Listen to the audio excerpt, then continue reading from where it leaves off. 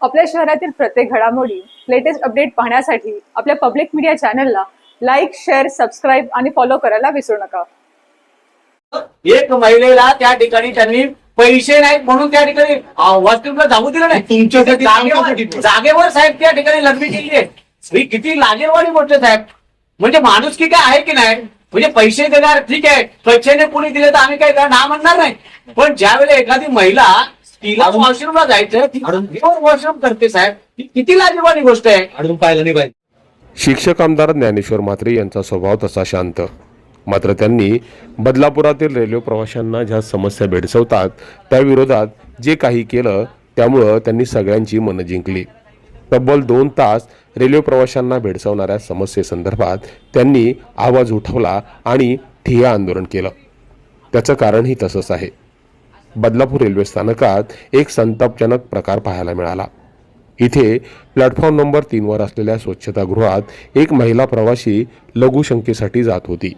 त्यावेळी तिथे असणाऱ्या महिलेनं त्या महिला प्रवासीला 5 रुपये मागितले.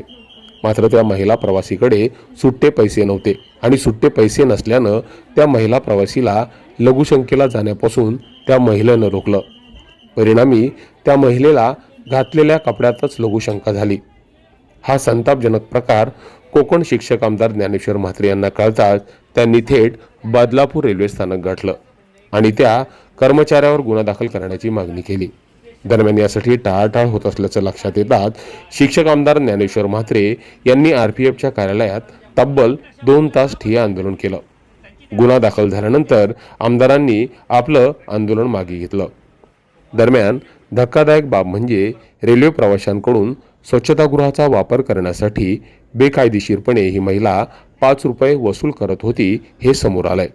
मात्र ही महिला कोणाच्या सांगण्यावरून हे पैसे घेत होती त्याचा देखील उलगडा व्हायला हवा. मात्र आमदारांनी रेल्वे प्रवाशांच्या समस्येसाठी जे केलं त्यामुळे त्यांनी सगळ्यांचीच मनं जिंकली. दरम्यान शिक्षक आमदार ज्ञानेश्वर म्हात्रे यांच्या आंदोलनामुळे रेल्वे स्थानकात जी काही बेकायदेशीर वसुली सुरू होती ती थांबली. त्यामुळे आमदारांनी आपल्या स्वभावात जो काही आक्रमकपणा आणलाय तो कायम ठेवून रेल्वे प्रवाशांच्या समस्येसंदर्भात त्यांनी नेहमी प्रवाशांना साथ द्यावी अशी मागणी आता प्रवाशांकडून होऊ लागली आहे. Public media bureau report.